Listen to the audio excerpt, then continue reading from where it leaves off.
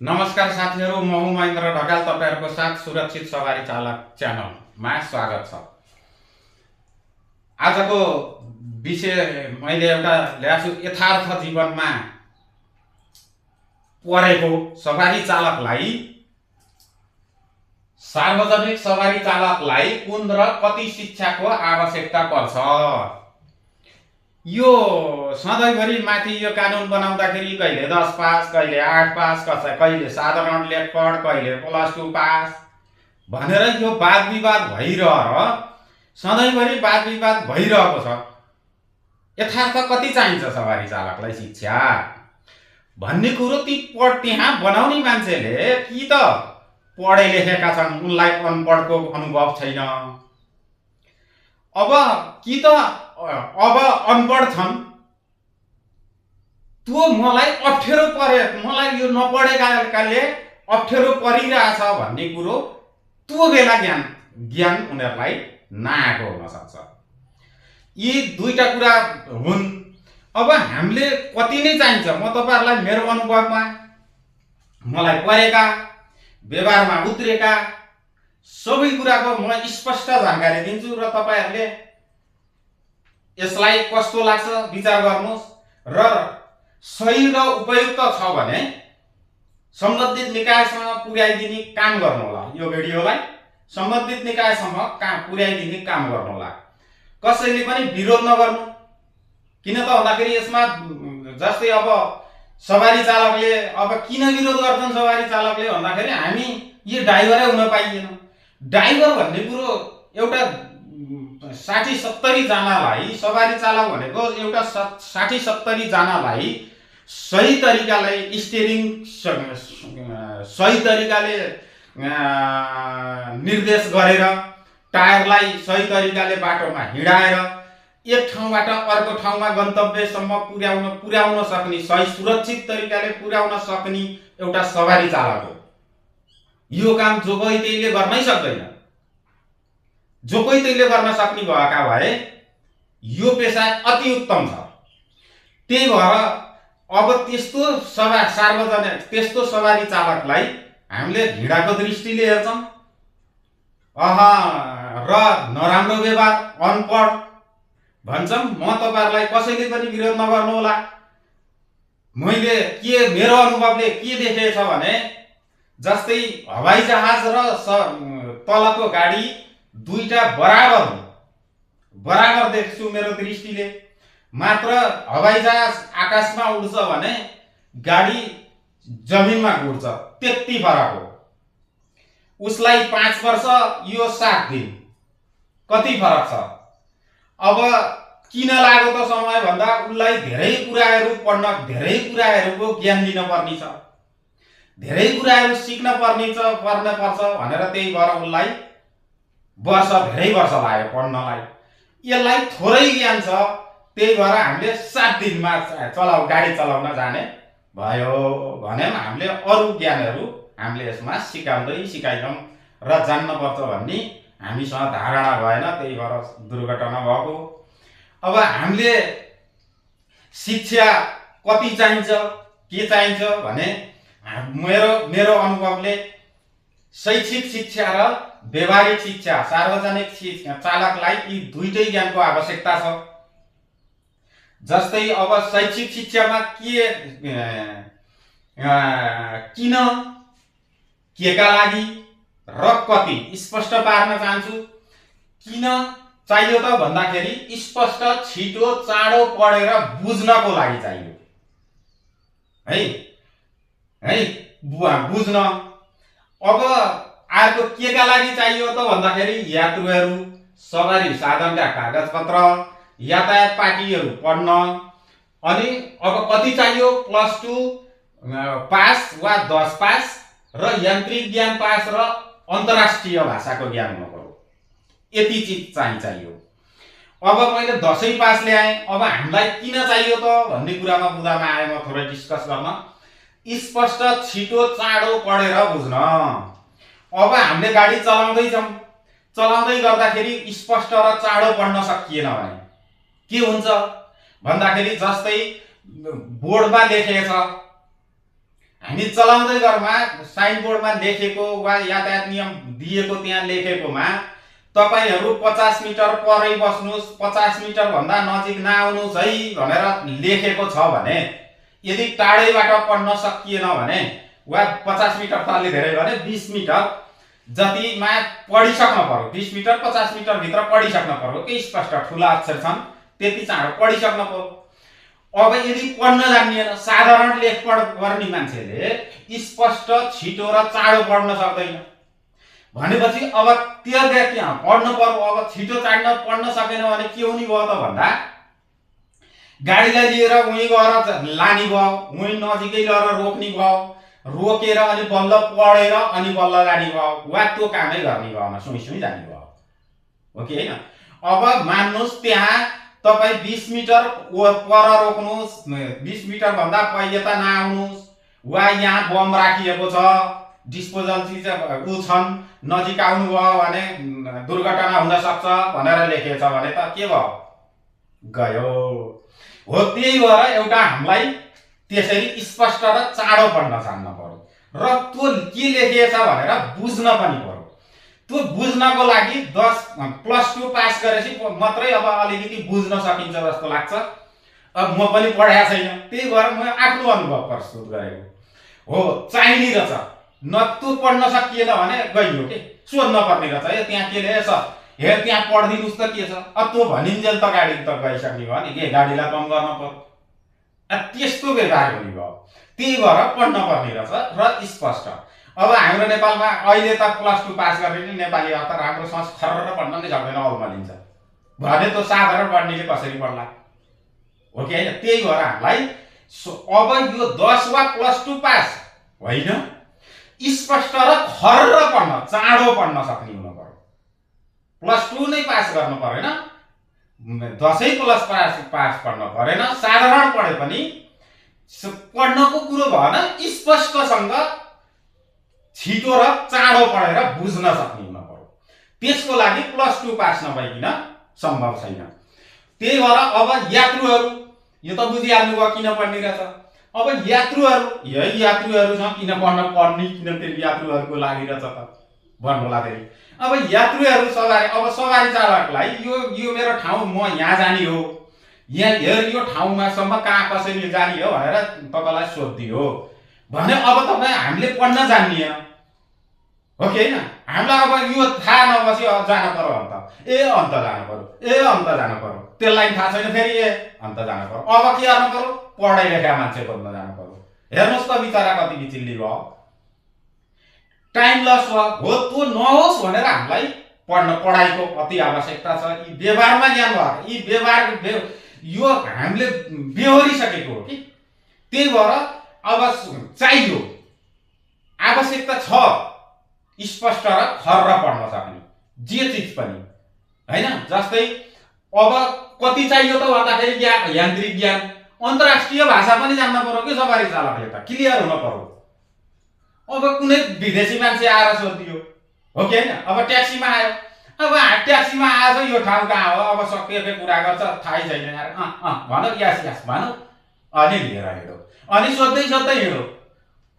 त्यसको विचारमा कस्तो पर्ला? हामी त गलत भयौँ नि कि हामीले त्यो अब त्यो गर्दैन भने त्यो पेसेन्ट त्यो विदेशीलाई हाल्नै सकिएन भनेपछि दुईटा हेर्नु त कसरी बाँचियो?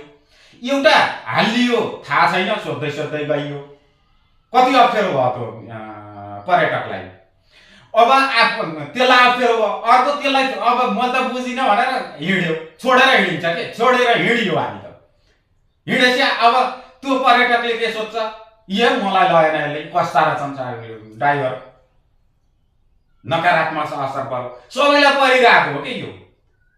अब यो कुरो किन बुझाएको छैन त्यो कानुन बनाउने मान्छेले? अब सवारी चालकले फेरि विरोध गर्छ, किन गर्छ त भन्दाखेरि म यदि पढ्नलाई, ए बाबा अहिले त 10 पास त जसले नै गर्छ, 12 पास त जसले नै गर्छ। यदि सवारी चालकै हुने हो भने 10+2 पास गरेर अनि यान्त्रिक ज्ञान गरेर, यान्त्रिक ज्ञान पूर्ण रूपले लिएर, सवारी चालक ज्ञान लिएर प्लस अन्तर्राष्ट्रिय भाषा पढ्दाखेरि तपाईलाई कति समय लाग्ला? अब हामीले यो गर्यौं भने राम्रो हुन्छ। अब यो गर्दिन भने सधैँभरि चालकलाई दोष मात्रै लिन्छौँ। अब एउटा त यात्रुहरूको लागि त भयो, अर्को सवारी साधनका कागजपत्र पढ्न।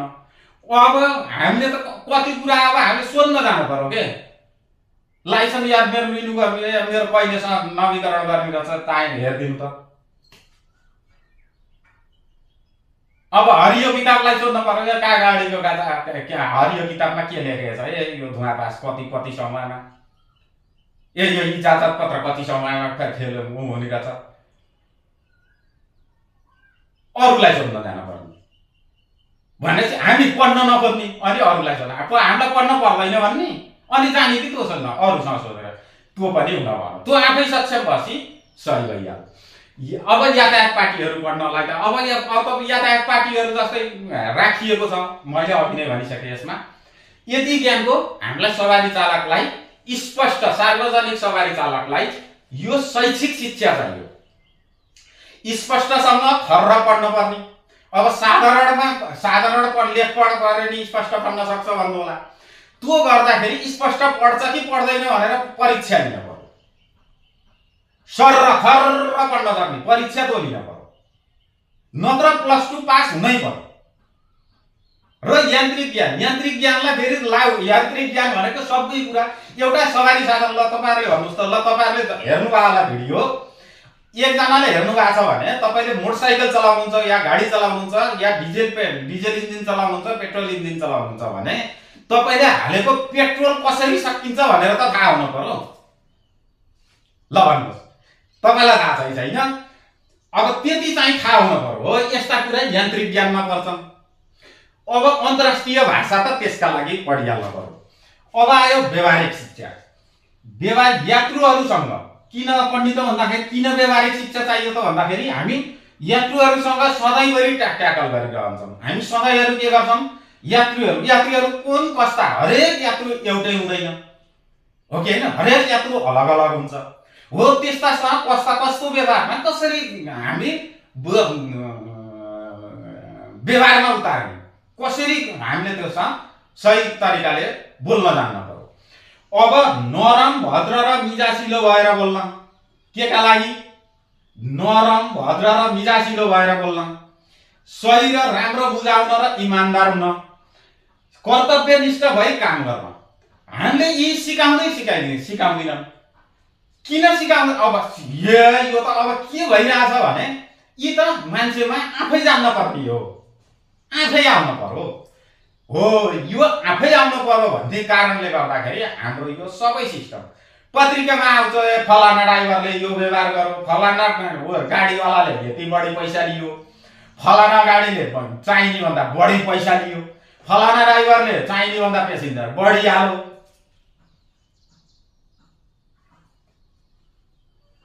पढ भनिदिएँ, पढो कि पढेन थाहा छैन, क्वेसन गऱ्यौँ, लेख्यौँ, त्यहाँ पासहरू, व्यवहारमा उतार्छ कि उतार्दैन थाहा छैन। सार्वजनिक चालकलाई यी हामीले अनिवार्य सिकाउनै पर्यो, ट्रेनिङ दिनै पर्यो, तालिम अनिवार्य दिन पर्यो। अहिलेको हाम्रो सिचुएसन के छ त भन्दा सार्वजनिक अब लाइट गाडी, सानो गाडी, 4-5 गाडी चलाएकोले 2 वर्षपछि लाइसेन्स लिने, हेभी गाडी लिन पायो। अब नर्मली जानकारी त उसले त यसै पनि दिएको हुन्छ कि। अब त्यसपछि हेभी सवारी चालकलाई, भारी सवारी साधन चलाउनलाई अरू परीक्षै परेन, ट्रायल पास गरे हो। ल हेर्नुहोस्, अनि उसले सार्वजनिक यातायात चलाउँछ, अनि उसलाई व्यवहारिक ज्ञान कसरी थाहा हुन्छ? सबै एउटै व्यवहारमा व्यवहारिक ज्ञान जानेर हुर्केको बच्चा त हुँदैन सवारी चालक त। त्यही भएर हामीलाई यी सबै ज्ञानहरू हामीलाई अति आवश्यकता छ। हामीलाई परिरहेछन् रोडमा हिँड्दाखेरि, अब जस्तै व्यवहार कसरी गर्ने। अब हामी के, अब यति पैसा लियो, बढी लियो पैसा भन्छौँ, अब उसलाई त्यो बढी लिन हुन्न, बढी लिएपछि तेरो कर्तव्य यो इमानदार भएर काम गर्नुपर्छ भनिन, उसले जानेकै त्यही छ, पाए बढी वसुल्ने हो कि होइन, पाएसँग बढी उसेल्ने, असुल गर्ने।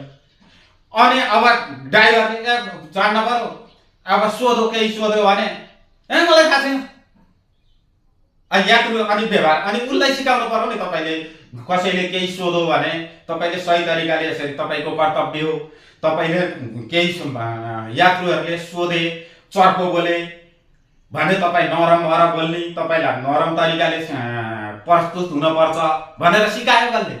अनि हामीले दोष दियौँ सबै सवारी चालकलाई। हामीले सिकाइनौँ, दोष थुपार्यौँ मात्रै। मेन कारण भएको त हो हामीलाई चाहिन्छ यति शिक्षा, स्पष्ट र सही तरिकाले पढ्न बुझ्न पर्यो। यी हामीलाई सडकमा भइरहेका घटनाहरू, अब हामीले सवारी यो त हामीले सवारी साधन चलाउँदाखेरि अब जस्तै अब एउटा उदाहरणको लागि ट्याक्सी चलायौँ, एउटा विदेशी आयो भने थाहै छैन अनि छोडेर जानु पर्यो, हो कि होइन?